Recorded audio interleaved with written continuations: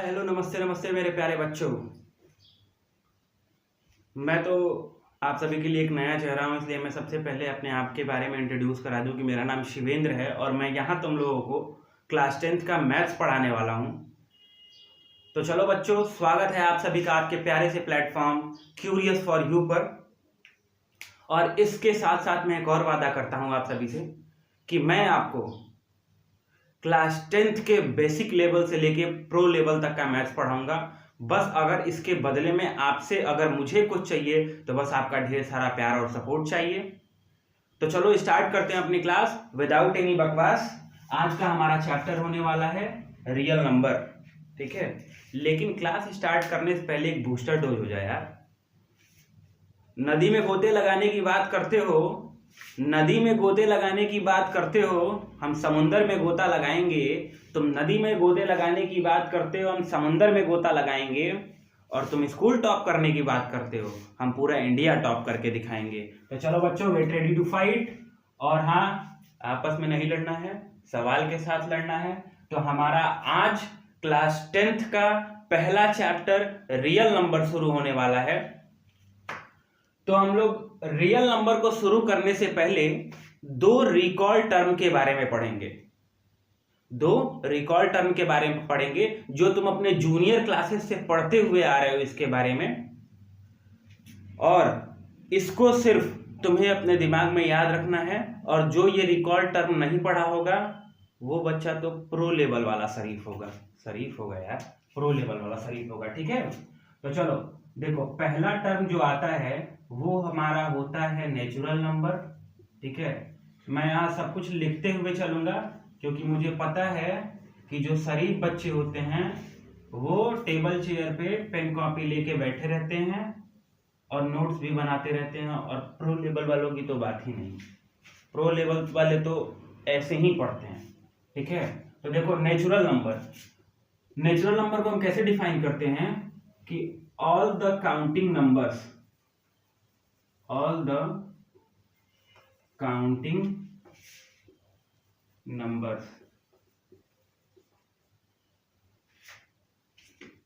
are called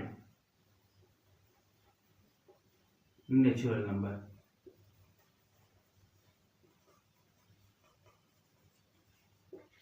example अगर ले लो तुम तो ये हो जाएगा 1 2 3। देखो, ये तो हो गया इसका डिफिनीशन। अगर इसे समझना हो तो हम कैसे समझेंगे ये तुम समझ लो। एग्जाम्पल के तौर पे देखो, अगर तुम घर में बैठे हुए हो और मम्मी ने तुमसे कहा कि जाओ फ्रिज में देख के आओ कि कितने अंडे रखे हैं। तुम गए, फ्रिज खोले, एक भी अंडा नहीं मिला। तो आके क्या कहते हो, मम्मी वहां 0 अंडे हैं? नहीं, तुम कहते हो मम्मी वहां अंडे हैं ही नहीं। और यदि अगर तुमने गेट को खोला और अगर वहां कुछ अंडे तुम्हें मिले तो तुम उन्हें काउंट करोगे कि 1 है कि 2 है कि 3 है कि 4 है। और उसके बाद आके बताओगे कि मम्मी वहां तो अंडे 1 हैं या 2 हैं या 3 है या 4। मतलब जिन नंबर्स को तुम काउंट करते हो उन्हीं नंबर को हम काउंटिंग नंबर कहते हैं। और सारे काउंटिंग नंबर नेचुरल नंबर के अंडर आते हैं, इसलिए सारे काउंटिंग नंबर्स को नेचुरल नंबर भी कहा जाता है, ठीक है। और दूसरा टर्म जो होता है वो होता है हमारा होल नंबर।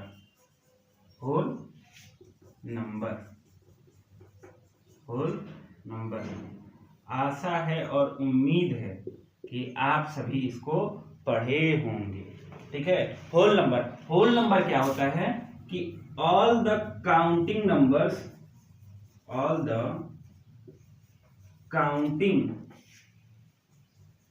नंबर्स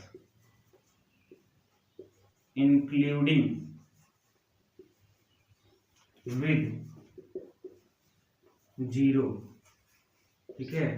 एग्जाम्पल तुम देख लो कि इसको हम लिख सकते हैं 0 1 2 3 ... जहां तक लिखना चाहो वहां तक लिख लोगे। मतलब इसका मतलब क्या होगा कि सारे काउंटिंग नंबर्स के साथ अगर 0 को भी रख दिया जाए, तो वही होता है होल नंबर। जैसे हम शुरू करते हैं कहां से, इसमें 0 से शुरू करते हैं और जहां तक हमारी काउंटिंग चलती है वहां तक अगर हम 0 के साथ चले तो वो होता है हमारा होल नंबर। यही दोनों रिकॉर्ड टर्म्स है, अगर इन्हें नोट करना है तो नोट कर लो, उसके बाद मैं इसे मिटाता हूं फटाक से। ठीक है, तो जल्दी जल्दी नोट करो बच्चों, इसको तुम नोट कर लिए होगे, क्योंकि छापने में तो तुम लोग माहिर हो यार, छापते बहुत तेज हो, बहुत तेज छापते हो, टाइपराइटर से भी तेज छापते हो। क्या बताएं, कुछ और नहीं बताएंगे, नहीं तो बुरा मान जाओगे, बहुत तेज बुरी लगती है तुम लोगों को बात। चलो, अब यहां से शुरू होता है हमारा रियल नंबर। ठीक है, यहां से हमारा मेन चैप्टर स्टार्ट होता है जिसका नाम है रियल नंबर। तो इस चैप्टर में एंटर करने से पहले सबसे पहले हमारे दिमाग में यही सवाल खड़ा होता है कि व्हाट इज रियल नंबर। तो देखो, रियल नंबर को अगर हम डिफाइन करते हैं, रियल नंबर को डिफाइन करते हैं तो इसको हम लिख देते हैं कि it is the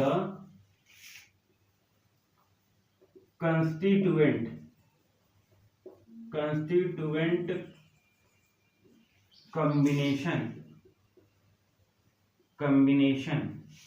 of all rational and irrational number। ठीक है, रियल नंबर को हम क्या कहते हैं, ये नंबर है, समझ लेना, यहां डॉट लगा देते हैं। ठीक है, रियल नंबर हम किसे कहते हैं कि सारे रेशनल नंबर्स, जितने भी रेशनल नंबर होते हैं और जितने भी इरेशनल नंबर होते हैं, बस तुम अभी इतना ही समझो कि सारे रेशनल नंबर और इरेशनल नंबर्स के कॉम्बिनेशन को ही हम रियल नंबर कहते हैं। ठीक है, यहां दो बातें आई हैं, एक वर्ड तो आया है रेशनल नंबर और दूसरा आया है तुम्हारा इरेशनल नंबर। तो हम लोग इन दोनों को भी समझेंगे एक एक करके। ठीक है, पहला आता है क्या हमारा, पहला आता है हमारा रेशनल नंबर। ठीक है, कि रेशनल नंबर भाई होता क्या है, बहुत जरूरी है, ध्यान से सुनना। ठीक है, इसको हम लिखते कैसे हैं, पहले ये देख लो कि all the numbers,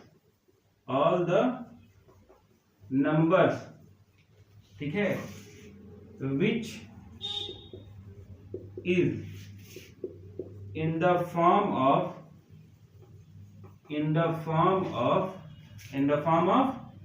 p by q, where p and q are integers and q is not equals to 0। ठीक है, एग्जाम्पल में अगर तुम्हें लिखना हो तो इसे लिख लेना 2/5, 6/7, -3/8 एक्सेट्रा। अब इसको समझो कि ये है क्या, लिख तो मैंने दिया कि रेशनल नंबर्स क्या होते हैं, all the numbers which is in the form of p by q where p and q are integers and q is not equals to 0। इसका मतलब यही हुआ बच्चों। इसका देखो, सबसे पहले तो ये जान लो कि इसमें इंटीजर क्या होता है।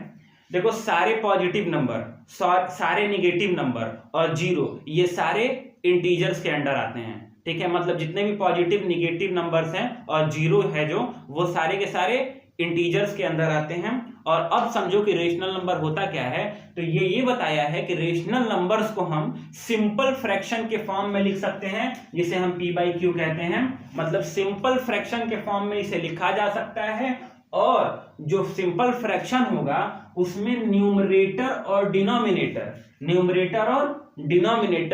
दोनों के दोनों ही इंटीजर होंगे। और एक और शर्त है इसमें कि जो इसमें डिनोमिनेटर होगा वो 0 के बराबर कभी नहीं होगा।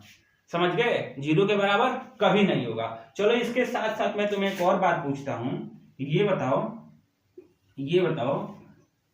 कि ये 0 है, ठीक है, ये एक रेशनल नंबर है कि नहीं है, रेशनल नंबर है कि नहीं है, ये रेशनल नंबर है। क्यों है, चलो मैं बताता हूं। देखो, 0 को हम 0/1 लिख सकते हैं।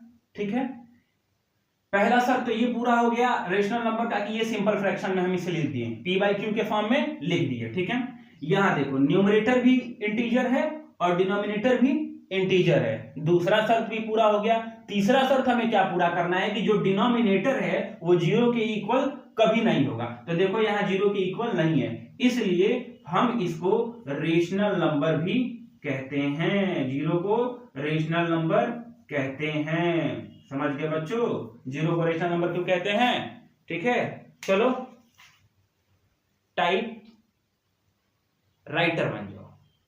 टाइप राइटर बन जाओ? नहीं यार, टाइप राइटर नहीं, इसे जल्दी से नोट करो अपनी नोट्स में, ठीक है। उसके बाद मैं मिटाता हूं, 2 सेकंड का समय देता हूं और फटाक से इसे मिटाओ। मिटाओ मिटाओ मिटाओ, चलो मिटाता हूं इसे। और हम अब बढ़ेंगे अपने दूसरे वर्ड की तरफ जो इसमें आया हुआ था और जिसका नाम था हमारा क्या? Irrational number. Irrational number. Irrational number के बारे में हम क्या पढ़ेंगे? देखो, इरेशनल नंबर, इरेशनल नंबर। देखो, इसको मैं तुम्हें अच्छे से समझाता हूं, कोशिश करना कि अपने मन से इसकी डिफिनीशन लिख दो। मैं लिखूंगा तो बहुत लंबा चौड़ा जाएगा और वही चीज है जो मैंने रेशनल नंबर में लिखा है, ठीक है। तो इसको समझ के और तुम लिखने की कोशिश करना। देखो, इरेशनल नंबर का मतलब क्या हुआ कि सबसे पहली बात तो ये आती है कि इसे हम सिंपल फ्रैक्शन में लिख ही नहीं सकते हैं, समझे? इसे हम सिंपल फ्रैक्शन में लिख ही नहीं सकते हैं, ठीक। दूसरी बात क्या आती है कि जितने भी इरेशनल नंबर के तुम एग्जांपल देखोगे, लगभग एक तो वो सिंपल फ्रैक्शन में नहीं होगा, दूसरा वो क्या होगा, वो हमेशा तुमको अंडर रूट में मिलेगा। लगभग 90% केस में हमेशा तुमको एग्जांपल इसका अंडर रूट में मिलेगा। Under root 5, under root 6 etcetera.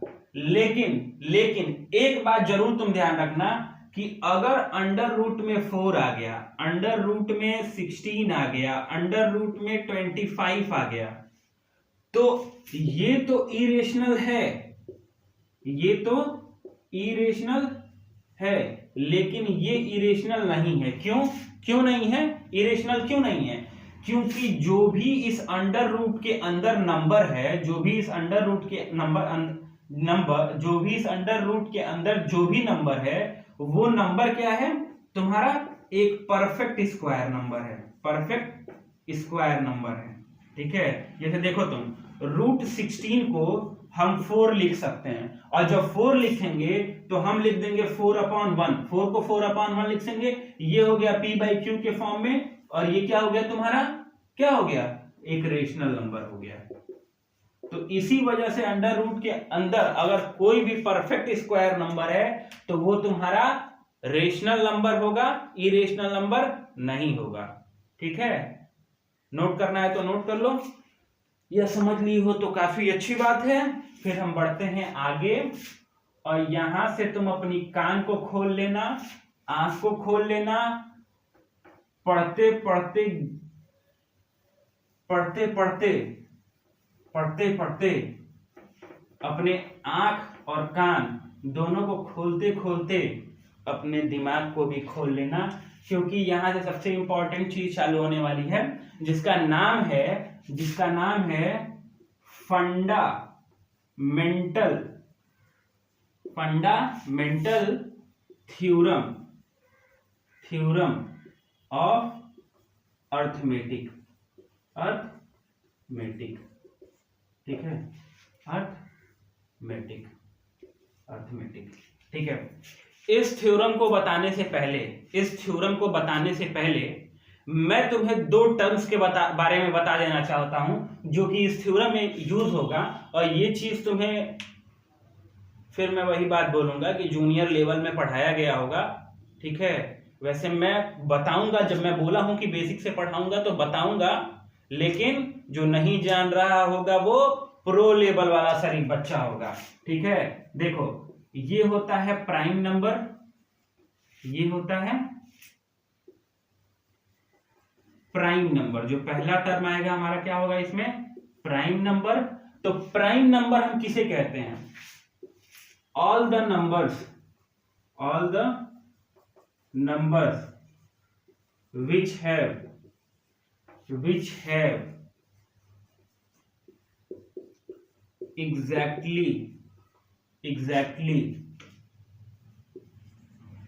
Two factors. Example में 3, 2, 5, 7 एक्सेट्रा। देखो प्राइम नंबर का मतलब क्या हुआ कि वो सारे नंबर्स जिनके सिर्फ दो फैक्टर हो, मतलब या तो वो खुद से कट जाए या तो वो 1 से कट जाए, मतलब या वो नंबर अपने आप का फैक्टर हो या उसका 1 फैक्टर हो, मतलब सिर्फ उसके दो ही फैक्टर होंगे, दो से ना ही कम होंगे और ना ही ज्यादा होंगे। जैसे देखो 3 का केवल दो फैक्टर है, या तो ये 1 से कटेगा या तो ये 3 से कटेगा। 2 का भी देखो या तो ये 1 से कटेगा या तो ये 2 से कटेगा। 5 का देखो या तो 5 से या तो 1 से या तो 7 से या तो 1 से। तो समझ गए प्राइम नंबर किसे कहते हैं? समझ गए ना प्राइम नंबर किसे कहते हैं? जिसके एग्जैक्टली दो फैक्टर हों। ठीक है, दूसरा आता है, दूसरा इसमें जो टर्म आता है उसको हम बोलते हैं composite number. Composite number, composite number. ठीक है, इसको भी ध्यान से सुनना। All the numbers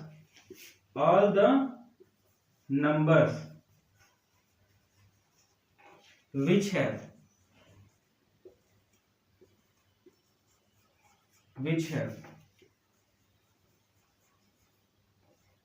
more than 2 factors,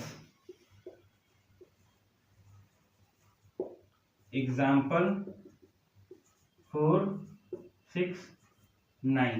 देखो ये क्या है, ये लिखा है कंपोजिट नंबर्स। कंपोजिट नंबर्स क्या लिखा है?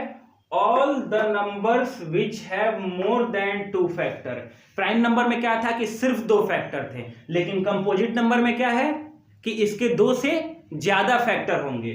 जिस नंबर के भी 2 से ज्यादा फैक्टर होंगे उनको हम बोलेंगे कंपोजिट नंबर। जैसे देखो पहला है एग्जांपल में 4, ठीक है, तो 4 के 2 फैक्टर से 2 से ज्यादा फैक्टर होंगे। ठीक है, जैसे देखो पहला होगा 1, दूसरा होगा 2 और तीसरा होगा 4, मतलब इसके हो गए 3 फैक्टर। तो ये क्या हो गया? Composite number. 9 के देखो, एक तो ये 1 से कट जाएगा, दूसरा ये 3 से कट जाएगा, तीसरा ये 9 से कट जाएगा, चौथा ये नहीं कटेगा किसी से। देखो इसके 2 से ज्यादा फैक्टर हो गए, 9 के 2 से ज्यादा फैक्टर हो गए, तो ये भी क्या हो गया? ये भी क्या हो गया? ये भी हो गया तुम्हारा कंपोजिट नंबर। ठीक है, ये भी हो गया तुम्हारा कंपोजिट नंबर। चलो इसे नोट करना है तो जल्दी से अपनी कॉपी में नोट कर लो, फिर मैं बढ़ता हूं आगे। ठीक है, नोट कर लिए होगे पॉज करके। ठीक है, तो अब हम लोग बढ़ जाते हैं आगे की तरफ, पढ़ेंगे। सॉरी मैंने तो यही मिटा दिया। अभी हमें ये जानना है कि फंडामेंटल थ्योरम ऑफ अर्थमेटिक होता क्या है। ठीक है, फंडामेंटल थ्योरम ऑफ अर्थमेटिक होता क्या है। यहाँ देखो हम मिटा दिए फंडामेंटल, ठीक है, theorem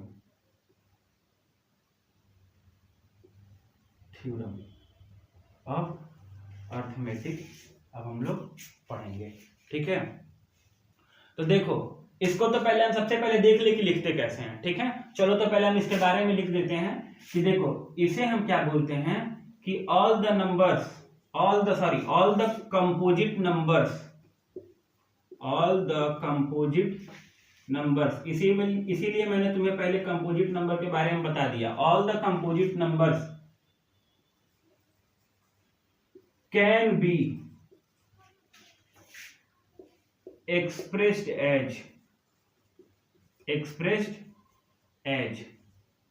expressed as factor of prime numbers,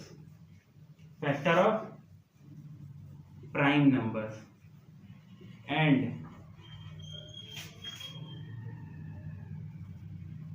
each factorization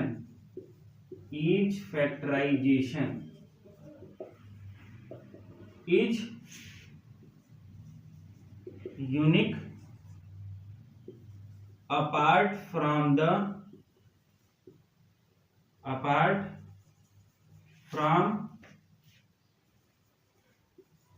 order in which prime factor occurs, ठीक है, apart from prime factor occurs। देखो इसका मतलब ये हुआ, लिखा है all the composite numbers can be expressed as a factor of prime numbers and each factorization is unique apart from order in which prime factor occurs. देखो इसका सीधा सीधा मतलब ये हुआ कि सारे कंपोजिट नंबर्स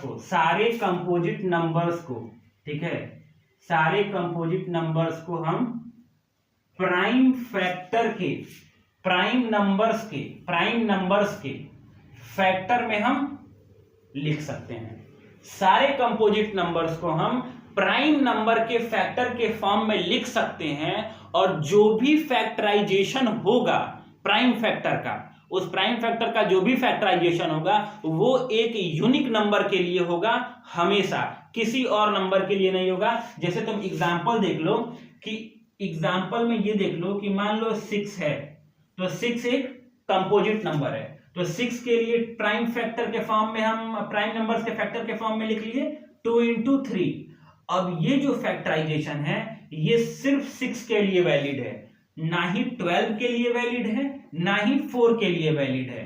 ये वैलिड 4 के लिए नहीं है, केवल 6 के लिए। इसीलिए मैंने बोला कि सारे कंपोजिट नंबर्स प्राइम नंबर्स के फैक्टर के फॉर्म में लिखे जा सकते हैं, और जो भी फैक्टर होगा वो एक यूनिक फैक्टर होगा, किसी और कंपोजिट नंबर का फैक्टर नहीं होगा।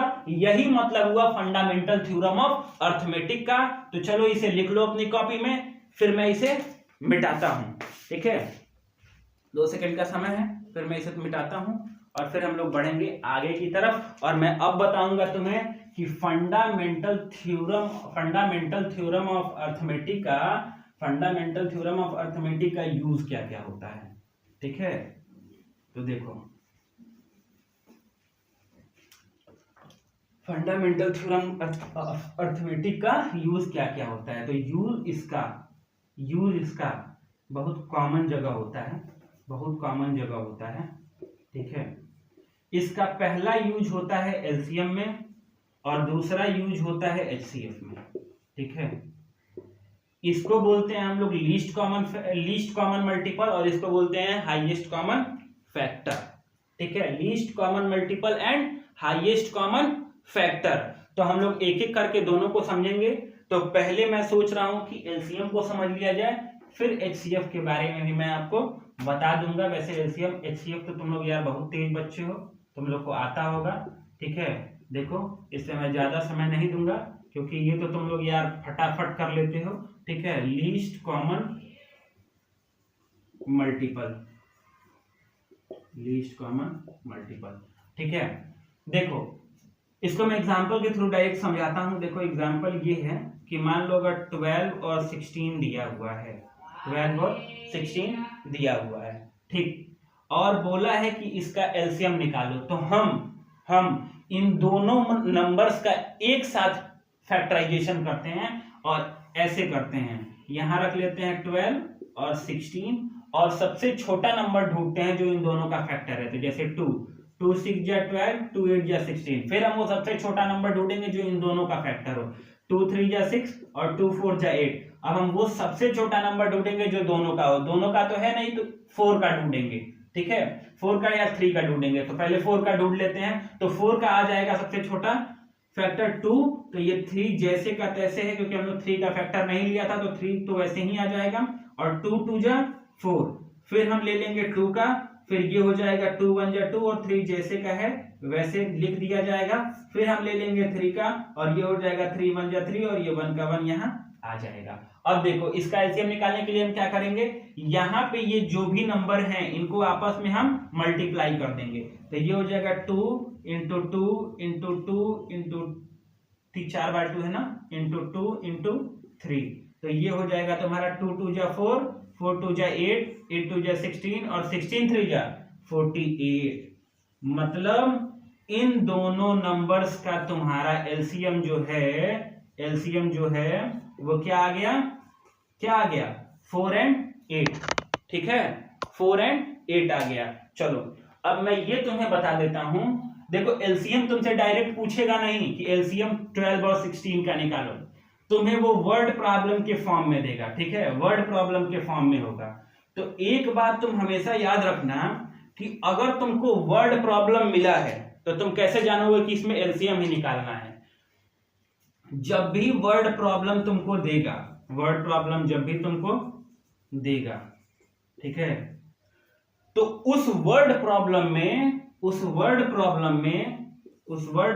में कॉमन ऑकरेंस जरूर होगा किसी ना किसी चीज का, किसी ना किसी प्लेस का, किसी ना किसी चीज का, किसी ना किसी समय का जरूर कॉमन ऑकरेंस तुम्हें देखने को मिलेगा। कॉमन ऑकरेंस का मतलब क्या हुआ कि एक साथ कोई चीज जरूर आई होगी, इसीलिए, या एक साथ कोई व्यक्ति एक जगह पे एक ही साथ पहुंचा होगा। तो इसी चीज को वर्ड प्रॉब्लम में तुम्हें अगर दिया हुआ है, कॉमन ऑकरेंस दिया हुआ है, तो तुम फटाक से समझ जाना कि तुमको कुछ नहीं करना है, एलसीएम ही निकालना है, ठीक है। इसको पॉइंट बना के नोट करना है तो नोट कर लो। फिर हम लोग पढ़ते हैं अपने एचसीएफ के तरफ, फिर हम लोग निकालेंगे अपना कि एचसीएफ क्या होता है। देखो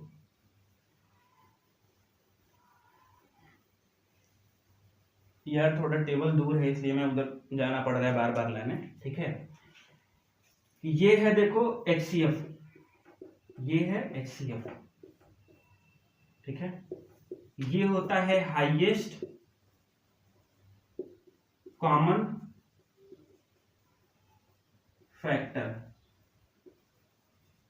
ठीक है, हाईएस्ट कॉमन फैक्टर, ठीक है। इसको भी हम उसी एग्जांपल के थ्रू लेके समझ लेते हैं। जैसे मान लो एग्जांपल में दे दिया है 12 और 16, अब बोला है कि इन दोनों का एचसीएफ निकालो, तो हम अब क्या करेंगे, एलसीएम में दोनों का एक साथ फैक्टर कर रहे थे, दोनों का एक साथ फैक्टर कर रहे थे, लेकिन एचसीएफ में हम दोनों का अलग अलग फैक्टर निकालेंगे। जैसे देखो सबसे पहले हम 12 का निकाल लेंगे, तो ये हो जाएगा 2 6 जा 12, 2 3 जा 6 और 3 1 जा 3, और 16 का अलग निकाल लेंगे, तो ये हो जाएगा 2 8 जा 16 और 2 4 जा 8, 2 2 जा 4 और 2 1 जा 2। और अब हम क्या करेंगे, यहां लिखेंगे 12 और यहां लिख देंगे इसका फैक्टर 2 इंटू 2 इंटू 3, और यहां लिख देंगे 16 और यहां इसका फैक्टर लिख देंगे 2 इंटू 2 इंटू 2 इंटू 2, ठीक है। अब हम ये देखेंगे कि इसमें कॉमन नंबर कौन कौन से आए हैं। तो देखो एक तो ये 2 कॉमन आ गया है, एक ये 2 कॉमन आ गया है, इसके बाद कोई और नंबर कॉमन आया ही नहीं है, इसके बाद कोई और नंबर कॉमन आया ही नहीं है। तो इन दोनों 2 को मिला के हो जाएगा 1 2, और इन दोनों को मिला के हो जाएगा 1 2, और दोनों का आंसर आ जाएगा तुम्हारा 4। तो यही हो जाएगा तुम्हारा 12 और 16 का एचसीएफ, ठीक है, 12 और 16 का एचसीएफ, ठीक है, यही हो जाएगा तुम्हारा 12 और 16 का एचसीएफ, ठीक है। तो ऐसे हम निकालते हैं एचसीएफ को, ठीक। अब देखो, अब हम यहां चलते हैं, एचसीएफ ही निकालना है, लेकिन एक मेथड है जिसका नाम है Euclid's division of algorithm. Euclid's division of lemma तो सीबीएसई बोर्ड ने तुम्हारे सिलेबस से हटा दिया है, 2-3 सालों से हटाते हुए ही आ रहा है, 3-4 सालों से, तो ये हटा ही हुआ है लगभग।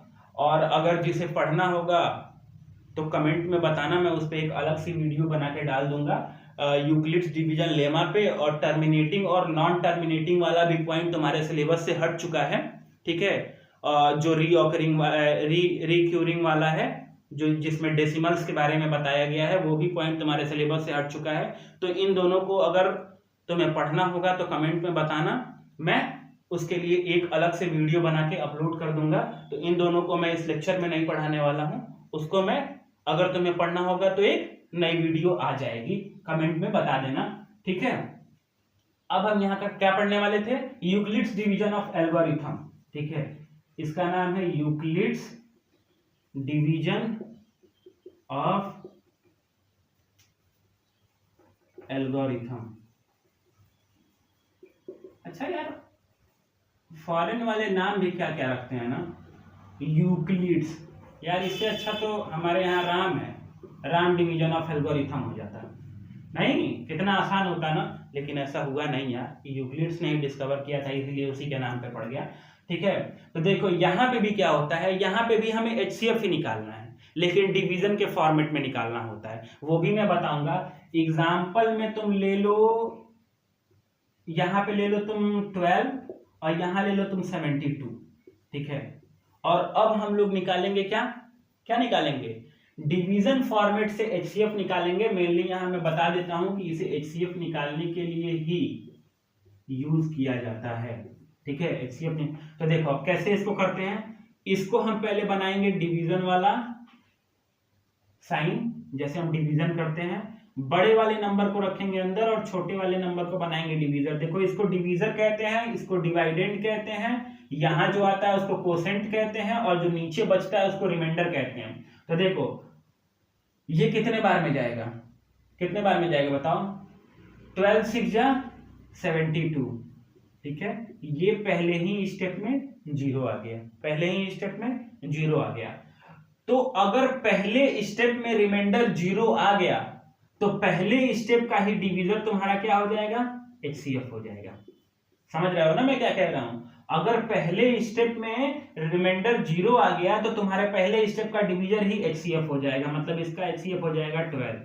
ठीक है, दूसरा समझो, दूसरा समझो, मान लो अगर यहां दे दिया है, मान लो अगर यहां दे दिया है 12 और 18, 12 और 18। अब इसका कैसे निकालें, तो इसमें भी हम बड़े वाले नंबर को अंदर रखते हैं और छोटे वाले को बाहर। और ये देखो 12 बन जा 12, 8 में से 2 जा 6, और यहां आ गया, अब क्या करेंगे, यहां आ गया रिमाइंडर 6, और 6 आने के बाद हम क्या करेंगे, जो पहले स्टेप का डिवीजर था यहां फिर एक डिवीजन का साइन बना के, और पहले स्टेप वाले डिवीजर को यहां डिवाइडेंड बना देंगे, और फिर हम 6 से डिवाइड करेंगे, तो ये हो जाएगा 6 2 जा 12, और यहां आ जाएगा 0। अब देखो यहां ये हो गया पहला स्टेप, ये हो गया दूसरा स्टेप, मतलब यहां तुम्हारे दूसरे स्टेप में रिमाइंडर 0 आया है, रिमाइंडर 0 आया है, तो हमारा दूसरे स्टेप का डिवीजर जो होगा वो HCF हो जाएगा दूसरे। तो इसका HCF 12 और 18 का HCF क्या हो गया, 12 और 18 का HCF हो गया तुम्हारा 6 हो गया। समझ गए, ऐसे होता है। ठीक, इसको बाकी तुम प्रैक्टिस कर लेना अच्छे से, कुछ क्वेश्चंस को लेके, ना आए तो जरूर बताना। ठीक, इसे बार बार देख लोगे तो हो ही जाएगा। बाकी इसके आगे क्वेश्चन आएंगे, मैं उसमें जरूर कराऊंगा। 1.1 में ही इसका एक क्वेश्चन है, बाकी सारे क्वेश्चन तो तुम्हारे सिलेबस से हटा दिए गए हैं, इसलिए हम 1.1 का क्वेश्चन नंबर 30 केवल करेंगे, और उसी में ये यूक्लिड्स डिवीजन ऑफ एल्गोरिथम है। ठीक है, यूक्लिड्स डिवीजन ऑफ एल्गोरिथम मिलेगा तुमको 1.1 में ही। तो बच्चों अब इसके बाद तुम्हारा एक ही टॉपिक बचता है। ठीक है, एक ही टॉपिक बचता है जिसका नाम है proof by contradiction method, proof by contradiction method. ठीक है, देखो इसका एग्जांपल तो मैं इसलिए नहीं बताऊंगा अभी, क्योंकि इसके बेसिस पे एक पूरा एक्सरसाइज ही है 1.3, तो उसमें मैं अच्छे से इसके सारे क्वेश्चंस को करा के तुम्हें समझाऊंगा। यहां मैं बता देता हूं कि इसमें होता क्या है, प्रूफ बाय कंट्राडिक्शन। एक बार देख लो यार कैमरा चल रहा है कि नहीं तो मैं कल भी रिकॉर्ड कर रहा था और कैमरा अपने आप बंद हो गया, और 1 घंटे बाद मुझे पता लगा कि भाई कैमरा तो ऑफ हो गया है। लेकिन नहीं, आज नहीं ऑफ हुआ है, क्योंकि मैंने अपना पूरे फोन का स्पेस खाली कर दिया है। ठीक है, पूरे फोन का स्पेस खाली कर दिया, कल स्पेस ही भर गया तो फिर वीडियो रुक गई। ठीक है, देखो प्रूफ बाय कंट्राडिक्शन, इसमें क्या होता है कि तुम्हें एक नंबर दे देगा इरेशनल नंबर, जैसे √3 हो गया, √5 हो गया। ठीक है, और तुमको क्वेश्चन में बोल देगा कि ये एक रेशनल नंबर है, लेकिन तुमको इसी को कंट्राडिक्ट करना है और तुमको बताना है, कंट्राडिक्ट मींस होता है अपोज करना है, और तुमको बताना है कि नहीं ये एक इरेशनल नंबर है, रेशनल नंबर नहीं है, ये एक रेशनल नंबर नहीं है, इरेशनल नंबर है। यही तुमको इसमें बताना होता है प्रूफ बाय कंट्राडिक्शन मेथड में। इसके कुछ फैक्ट बेस्ड पॉइंट है उसको तुम अपने कॉपी में नोट कर लेना, मैं यहाँ बता देता हूँ। अच्छा यहीं से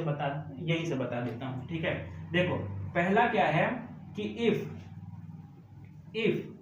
a number p divides a square, then p divides also a। इसका मतलब ये हुआ एग्जाम्पल मैं बाद में देता हूं, पहले तो मैं ये समझा देता हूं कि इसका मतलब क्या हुआ कि अगर कोई एक नंबर p मतलब मान लो कोई एक प्राइम नंबर है, ठीक है। p मतलब कोई एक प्राइम नंबर अगर a स्क्वायर को काटता है, a स्क्वायर का फैक्टर है, a के जगह कोई नंबर होगा, अगर कोई प्राइम नंबर उस a स्क्वायर नंबर का फैक्टर है तो वही प्राइम नंबर a का भी फैक्टर होगा। मतलब अगर उसको p जो है a स्क्वायर को डिवाइड करता है तो p a को भी डिवाइड करेगा, a को भी काटेगा, ठीक है। जैसे एग्जांपल लेके तुम समझ लो कि अगर 2 डिवाइड्स 4 स्क्वायर तो 2 डिवाइड्स ऑल्सो 4। इसका मतलब यही हुआ कि अगर एक नंबर जो p है वो a स्क्वायर को डिवाइड करता है तो p जो है वो a को भी डिवाइड करेगा, ठीक है। इसका मतलब पहले पॉइंट का मतलब यही हुआ। देखो दूसरे पॉइंट का मतलब क्या है, दूसरा पॉइंट है, इसमें 3 पॉइंट है, इसे तुम नोट करा देता हूँ, नोट कर लो फटाफट। ऊपर वाला मैं मिटा दे रहा हूँ क्योंकि तुमने तो नोट कर ही लिया होगा, ठीक है, तुमने नोट कर ही लिया होगा।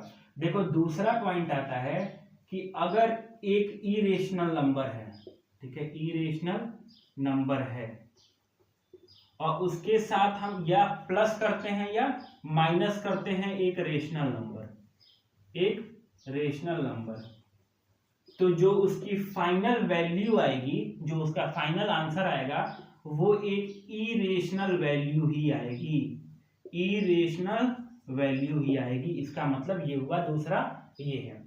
तीसरा ये है, इसे मैं मिटा दूं, तुमने नोट कर लिया होगा, नोट कर लो फटाक से इन दोनों पॉइंट्स को। मैं फिर तीसरा बताता हूं, बीच में थोड़ा स्पेस कम हो गया, ठीक है। फटाक से चलो पॉज करके तुमने नोट कर लिया होगा, मैं इसे मिटाता हूं, ठीक है। तीसरा पॉइंट ये होता है कि एक इरेशनल नंबर है, ठीक है, एक इरेशनल नंबर है, उसको हम मल्टीप्लाई या डिवाइड करते हैं एक रेशनल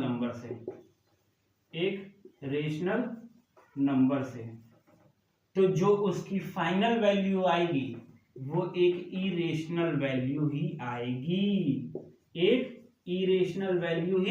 आएगी, मतलब कोई भी एक रेशनल नंबर है और एक इरेशनल नंबर है और उन दोनों को हम मल्टीप्लाई करते हैं तो भी इरेशनल नंबर आएगा, या उन दोनों को आपस में डिवाइड करते हैं तो भी इरेशनल वैल्यू आएगी, ठीक है। तो फटाक से इस चीज को नोट करो, फिर मैं आगे बढ़ता हूं और यहां तुम्हारा ओवरव्यू होता है खत्म और हम लोग बढ़ेंगे अपने प्यारे से टॉपिक के तरफ, जो होगा हमारा एक्सरसाइज 1.1, ठीक है। अब हमारा यहां से शुरू हो जाएगा 1.1 मैं इसलिए बोला क्योंकि इसमें सिर्फ एक ही क्वेश्चन है। मैंने इस ओवरव्यू में 1.1 को इसलिए डाल दिया क्योंकि सिर्फ इसका क्वेश्चन नंबर 3 है ही तुम्हारे सिलेबस में, इसके अलावा कोई और भी क्वेश्चन तुम्हारे सिलेबस में नहीं है, ठीक है, कोई और क्वेश्चन तुम्हारे सिलेबस में नहीं है सीबीएसई के हिसाब से अभी तक, ठीक है, अभी तक। अगर आगे कुछ देखो, दो लोग कभी गलत नहीं होते हैं, दो लोग, एक तो सीबीएसई वाले कभी गलत नहीं होते हैं और दूसरे मम्मी पापा कभी गलत नहीं होते हैं, सारी गलती स्टूडेंट्स की, ठीक है। तो इसलिए अभी तक के सिलेबस के हिसाब से पढ़ाई करो, अगर आगे कुछ ऐड होता है तो मैं तुम लोगों को जरूर उसके लिए अलग से वीडियो बना के मैं पक्का पढ़ाऊंगा, ये मेरा वादा है, ठीक है। तो अभी हम लोग शुरू कर देते हैं एक्सरसाइज 1.1। देखो क्वेश्चन लिखना तो पॉसिबल नहीं है, इसलिए मैं तुम्हें तुम लोग को भी मेरी एक हेल्प करनी होगी, और सबसे अच्छी बात यही होगी कि तुम लोग भी अपना बुक खोल के बैठ जाओ अपने सामने, और मैं क्वेश्चन पढ़ता हूं और समझाता हूं, समझो, उसके बाद हम लोग सॉल्यूशन करेंगे। देखो क्या दिया है, an army contingent of 616 member. एक आर्मी कंटिजेंट है, ठीक है, आर्मी कंटिजेंट मतलब आर्मी का एक ग्रुप है, ठीक है, जिसमें 616 मेंबर हैं, मतलब 616 मेंबर हैं, ठीक। अब देखो क्या है, अब बोला है कि is to march behind an army band of 32 members in a parade. मतलब क्या है कि जो 616 लोग हैं उसमें से 32 लोगों को बैंड देके मेंबर बना दिया गया है, मतलब बैंड मेंबर कि 32 लोग बैंड बजाएंगे और सारे लोग उनके पीछे, और सारे लोग उनके पीछे मार्च करेंगे। तो और क्या हो गया यहाँ पे, 32 विद बैंड, ठीक। आगे इसमें क्या बोला है, देखो आगे इसमें यही बोला है कि the two groups are to march in the same number of column. Column ऐसे होता है, मान लो एक यहां हो गया बैंड वाला, एक यहां हो गया, तो मतलब जो दो ग्रुप है, इसमें से जो दो ग्रुप हैं वो इन the same number of column, मतलब वो सेम कॉलम में परेड कर रहे हैं। सेम कॉलम में क्या कर रहे हैं, परेड कर रहे हैं। तो what is the maximum number of column in which they can march. तो वो मैक्सिमम नंबर बताओ कॉलम का वो मैक्सिमम नंबर बताओ जिसमें सारे लोग मार्च करेंगे। तो एक बात ध्यान रखना, इसमें कॉमन ऑकरेंस नहीं पूछा है, तो एलसीएम तो कतई नहीं लगाओगे, ठीक है, एलसीएम कतई नहीं लगाओगे, ठीक है।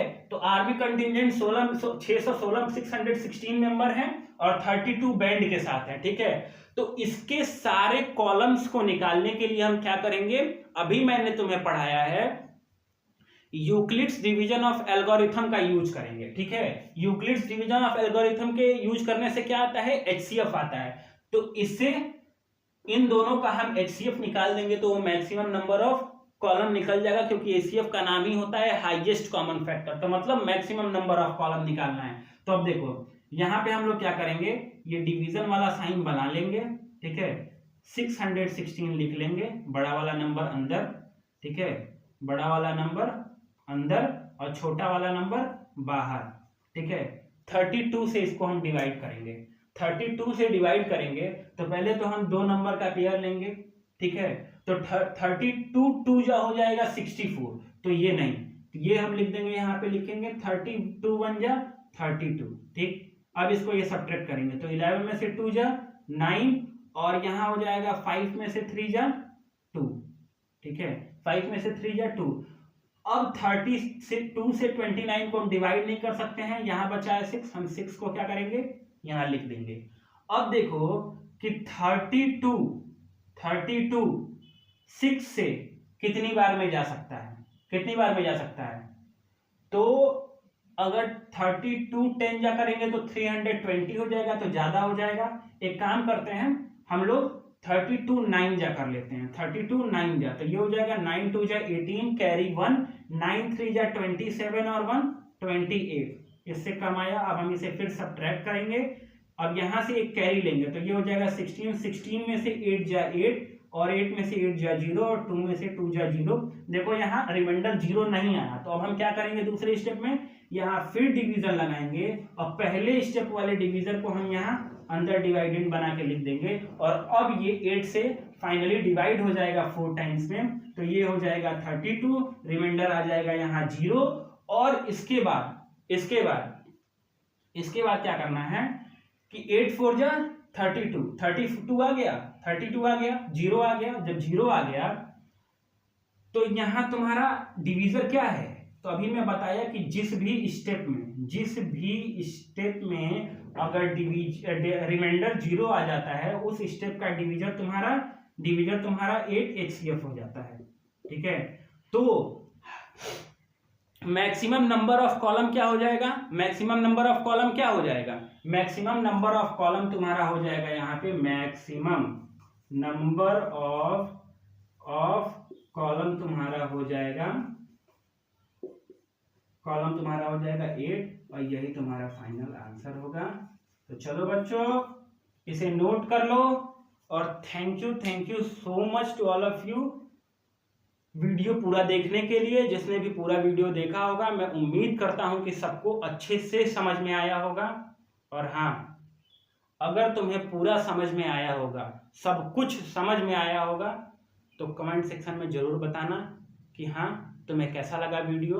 और बस तुम्हारा ढेर सारा प्यार और सपोर्ट चाहिए, ताकि मैं तुम लोगों से और ज़्यादा मोटिवेट होके और ज़्यादा और एनर्जेटिक रूप से और एनर्जेटिक तरीके से तुम लोग को अपना फुल टू फुल 100% दे पाऊँ। Thank you so much. Bye bye, मिलते हैं नेक्स्ट लेक्चर में। ठीक है, थैंक यू, बाय बाय।